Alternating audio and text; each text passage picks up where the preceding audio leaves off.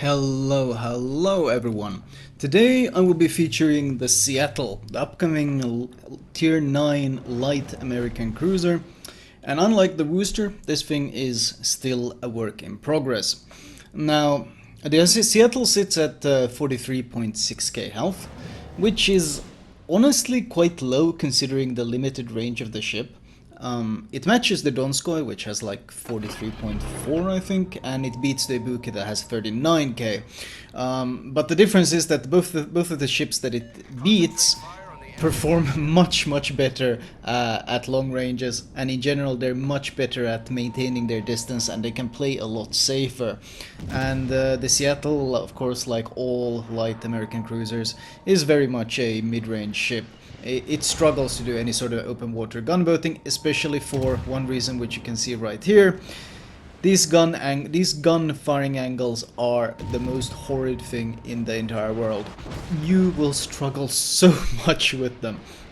Anyway, I will return to those in a bit, but that's something for you guys to keep in mind when you're watching this gameplay is keep in mind how much broadside I have to show if I try to use all my turrets. That is something to just keep an eye out because it is very frustrating. The armor is largely 25mm all over, although the back half of the deck plating is 51mm. So it does give you a bit more survivability when you're fleeing, when you're kiting away and firing backwards.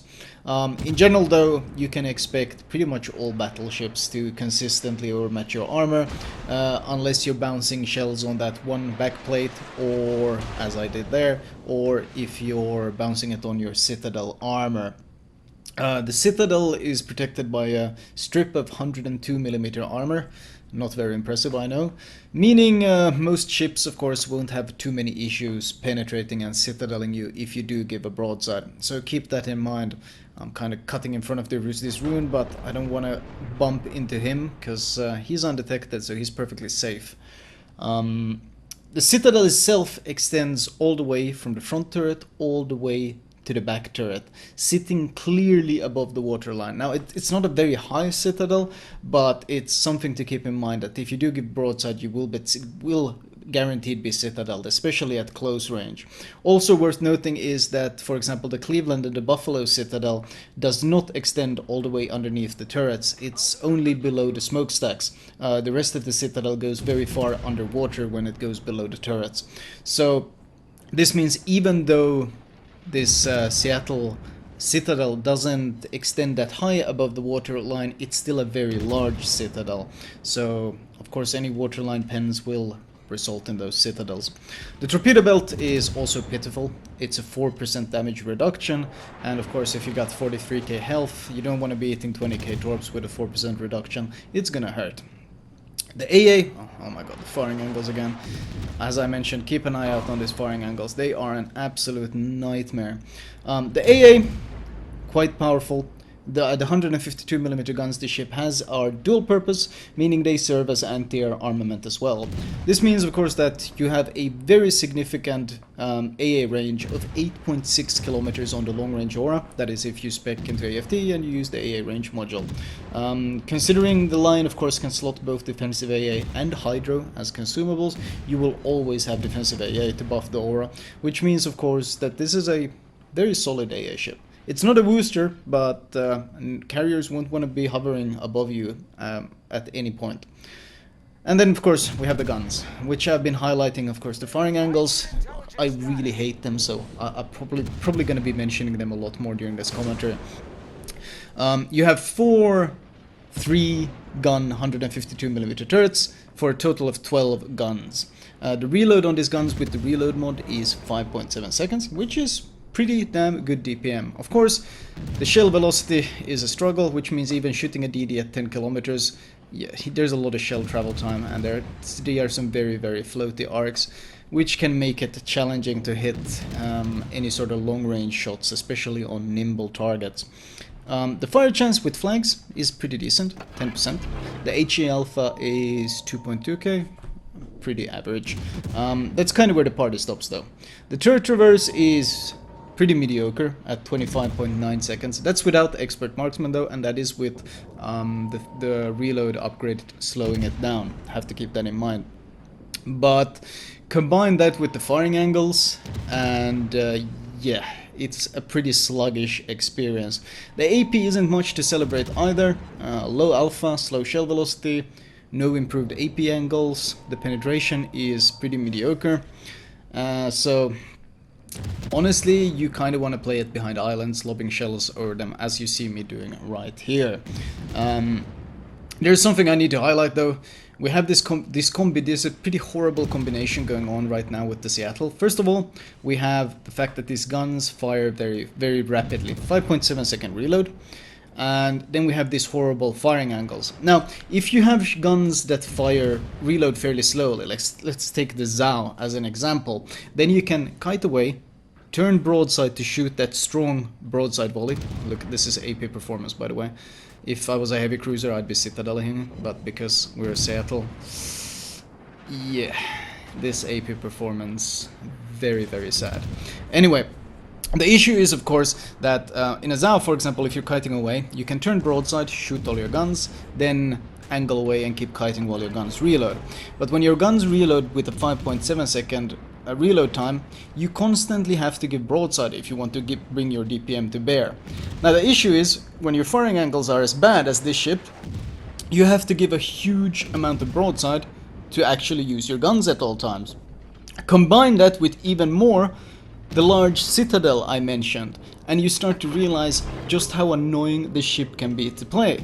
Because you know you have a large Citadel, you know you have thin armor around the Citadel, so you know you have to play safe to protect them.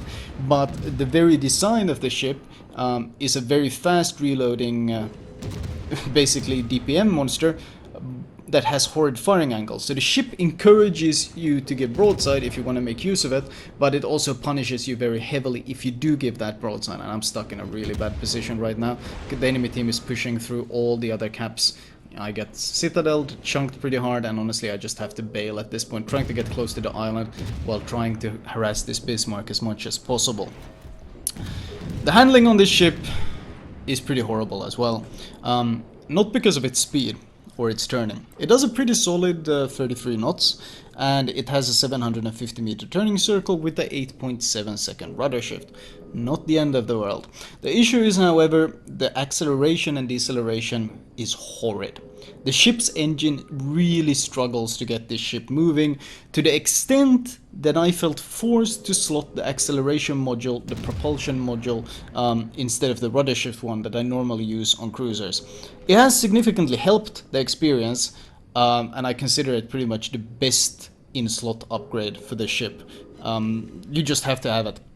I ended up in these ridiculous situations where I would be sitting in a smoke and I'd be running hydro, and my hydro would detect torpedoes going for me, and even though my hydro detected them at max range and I instantly reacted, I still ended up eating the torpedoes because it took so long for the ship to get moving. So that's an absolute downside to keep in mind. This is certainly no Royal Navy cruiser that can just accelerate in a second and just speed off somewhere. Concealment wise, it's pretty stealthy. It has a 9.4 km concealment with full stealth build, and considering you have the American 9.45 km radar at tier 9, it means of course you can automatically radar if you're spotted by if you're spotted in any way, because you will automatically spot any DDs that are spotting you. How much damage you'll be able to do to them is of course debatable, considering firing angles and so forth, and in general these shell arcs. I mean, we're shooting a battleship here, and you can see the way the shells arc. This is a battleship within radar range, so pretty questionable in that sense. A plane spotting range is also only 6.9 kilometers, once again with a full stealth build, meaning you can lure planes into defensive AA to catch them by surprise if you turn off AA. Especially, of course, since you got that 8.6 km aura range. You see a plane coming in, I pop defensive AA, focus fire it, instantly shoot down the plane, I'm undetected again. It's pretty damn useful. Even when there's not a carrier around, just being able to deny the enemy spotting in situations like that where the Missouri could have easily shot me over the island is extremely valuable. So, closing thoughts on this ship. Really, the ship would be so much more comfortable if the firing angles weren't such a damn nightmare. I would happily trade a multitude of parameters just to be able to get slightly more relaxed firing angles. So the issue is because you kind of want to play this ship behind islands, but if you play this ship behind islands, you're pretty much forced to sit full broadside behind the island to bring your damage to bear, and that already is pretty frustrating, because if you get spotted with the slow acceleration that I mentioned, once again we have a combination of many things. You're forced to sit full broadside behind islands in order to bring your damage to bear, but then if you do suddenly get spotted behind that island, well, then you're struggling to accelerate to dodge the incoming shells, and because you have a large citadel, the punishment you eat is actually really high, consistently really high. So once again, a combination of many things that just makes it feel very awkward to play. Let's see, my runner is pushing in. I'm trying to support him by getting as much damage as possible. I'm slowing down, even though the Alsace behind me is probably going to blap me, because I want to be able to pop radar, just to make sure that that DD cannot push around runner's flank and surprise him. So if he tries to do it, he will enter my radar range and I'll be able to kill him. So I'm honestly just sitting here tanking to make sure that runner doesn't get rushed by the destroyer from the flank he isn't expecting him from. It means eating some additional damage, but that's perfectly okay, because we are 3 versus 4 and we really need to get some kills in. He does finish off the kill, and as soon as that happens, I need to start accelerating, need to get the hell out of dodge, because as I mentioned, 25mm armor on the stern means that, well, you're not going to be bouncing much with it. You do have that upper plating that can bounce a shell or two, but in this case I'm honestly going to try to use my concealment. I focus fire down the plane, I wait until I'm at 9.5, which we are now, and then I use my damage con to get rid of the fire, and we actually managed to get undetected, which means I'll be able to kite a bit more and once again create some distance. Turret traverse, I tried to turn my guns to shoot the DD. Look at this turret traverse as well. It's not a very fun ship to play. That's really what it comes down to. It does have really good smoke firing. In fact, the smoke firing penalty is only 5.9 kilometers. So if you got a DD buddy or a Royal Navy cruiser buddy who is willing to smoke you up, this ship will be a lot more comfortable to play. But compared to something like the Worcester, which is just a lot of fun, and even the Cleveland, which I quite enjoyed, even though you end up being up-tiered a lot, Seattle, not nearly as enjoyable.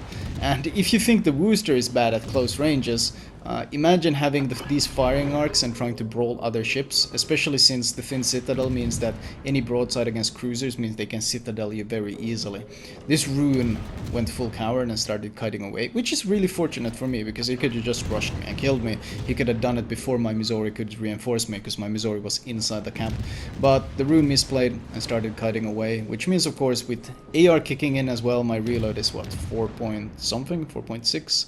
And the DPM I pump out is absolute 4.9 second reload, sorry, and the DPM is of course very powerful, and at this point I have no issues killing him off very quickly. He could have easily killed me though. This was more him misplaying than anything else. Incoming shells, and he hits my stern and my upper belt, both of which are 25mm, and even though Alsace only has 380mm guns, he has absolutely no issues overmatching the armor and getting those full penetrations. So we're just trying to get undetected at this point, which we do. And runner is going straight for the ram on him, which means, well, it's a very good move. And the Alsace really has no options at this point besides either get rammed or turn out and give broadside. He goes for the turn out, give broadside, and even looks like he's probably going to shoot me, which of course means he gets blapped by some Citadels. I see his gun is turned to me now. Once again, we're gonna have to angle out. Getting a lot of DPM in on him though. And I managed to angle out and dodge the shells. I do get overpenned, luckily no full penetrations. They would probably have killed me at this point. And now I need to kill him before his next volley, or I really need to get good at dodging the next volley. I got a double fire though. I did mention 10% fire chance. Not that special, but considering the sheer amount of shells you can pump out, you still end up getting a pretty consistent firing going. And if that looked like another overpen, I'm not sure, but we do in fact survive, and he burns to death, and we managed to turn this game into a victory. 183k damage. Considering the game, I would say this was a pretty atypical Seattle game, because I was forced into open so much. And as I've always mentioned when I play American light cruisers, you don't want to be forced into open, especially not in this thing where you have to give broadside every time you want to shoot. So a very different Seattle game. But it ended up in a victory, and it was both me and Runner carrying this game pretty hard, so I thought that this was a pretty enjoyable game to show. In fact, if we look at the team score, sorry about that. If we look at the team score, Runner gets 2.9k, I get 2.3k, and the Rune that was with us also gets a nice chunk of XP in recovering this game. Although, gotta keep in mind, we were top tier. Always gotta keep that in mind. If you're not top tier, the experience is of course significantly harder. But considering we were mostly fighting tier 9s, I thought it was a pretty good example game. Detailed report wise, my fires did 40k-ish. HE, an absolutely absurd amount of shells fired, 918, and a pretty insane potential damage, almost 2 million potential damage, 1.9 million potential, which in a ship this squishy is certainly not very common. The AP performance, not very impressive. 25k with 52 shells, including shooting a grounded Rune that gave me full broadside at one point. Grounded Edinburgh, sorry. The Rune I got some more damage on, but in general, Citadel performance is, well, your ability to Citadel ships is very debatable in this ship. If they're dumb enough to give point blank broadside, of course you got a lot of shells in the air, but overall the consistency is very questionable. Anyway, let me show you guys my recommended build for this ship. Right, as usual, I will start with the modules. Upgrade wise, honestly you probably want to go for the range upgrade first, simply because the default range of 14.3 is very anemic, especially if you end up in some of the nastier high tier maps. You want both upgrades obviously, because the default one has some downsides, but the range is by far the most important upgrade to get first. So get range, then get the hull upgrade. Consumable wise, the priority should be premium damage control, premium heal, and then by order of importance, radar, defensive AA, hydro. Upgrade wise, turret survival. Once again, your turrets are very squishy, just like the rest of your ship. Rudder survival, if you're forced to kite away, lessening the chance of your turret being knocked out, your rudder being knocked out, is quite important as well. AA range, for obvious reasons, and here we deviate a bit from the norm. As I mentioned, I run the propulsion mod 2, aka the acceleration mod, instead of the steering gears mod.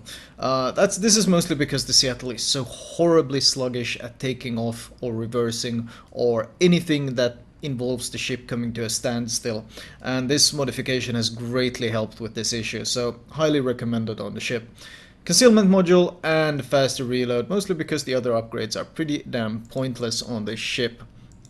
Captain perks wise, we have the standard US cruiser setup, which of course involves priority target, followed by adrenaline rush, followed by superintendent. I would say IFHE for the raw damage, followed by concealment expert, AFT, and finally some module survival with preventive maintenance. The reason of course why Superintendent is so amazing on American cruisers is because you have so damn many consumables. Even at tier 8 it's great, but once you get the heal at tier 9 it just becomes the best possible 3-point perk you could possibly get. Flag wise, the priority is of course, well, heal, because you have a heal, and fire chance. You can also go for faster consumables. In general though, I just have a bunch of XP and economic flags on, as the rest of them aren't nearly as important. Let me show you the premium camo on the ship if you would like to get it. Debatable though if you want to get it on the Seattle, because as of right now I'm not really a big fan of this ship. It has many of the things I really hate about ships, and that's terrible firing angles, because, well, being forced to give Citadel just to deal damage is not very enjoyable to play. I did mention some things here that I want to highlight. First of all, I mentioned the 25mm armor all over, as you can see. But more importantly, let's go to port view instead. More importantly, we have the 51mm slab at the back here. So this is honestly one of the tankiest, well, besides the Citadel armor, this is pretty much the tankiest part of the ship. So when you are kiting away, you do get some lucky bounces on this piece. Another thing though that I mentioned was the Citadel size, which is worth highlighting. It doesn't extend so high above the water, as you can see, it's just this tiny sliver above the water, but what's very important to note is that it extends all the way underneath the turrets, which for example the Cleveland Citadel does not. You can see that it dips below, way below the waterline when it goes to the turrets, so the Cleveland can only be citadeled in the middle of the ship, much like for example the Buffalo that can also only be citadeled in the middle of the ship, but the Seattle that already struggles with the firing angles, well, if you hit the waterline on the ship, you're pretty much going to get a guaranteed Citadel, especially since the armor is only 102mm. So, a significant weakness. There's really no other way of putting it. It's just a significant weakness. Of course, if you're sailing towards a battleship or something similar and he overmatches your nose, it's not very hard to get Citadels on this thing. Anyway, that was my Seattle commentary. It's still a work in progress. Hopefully they might maybe fine-tune the turret angles a bit more, because this is already a buffed version of the previous Seattle that I hated even more. And I feel like it could maybe still do with some work. Like, I'm perfectly fine with them maybe nerfing the DPM just to make the turret angles more enjoyable, because I really hate playing ships with terrible firing angles. Anyway, that was all for me. I hope you guys enjoyed the commentary, and I will talk to you guys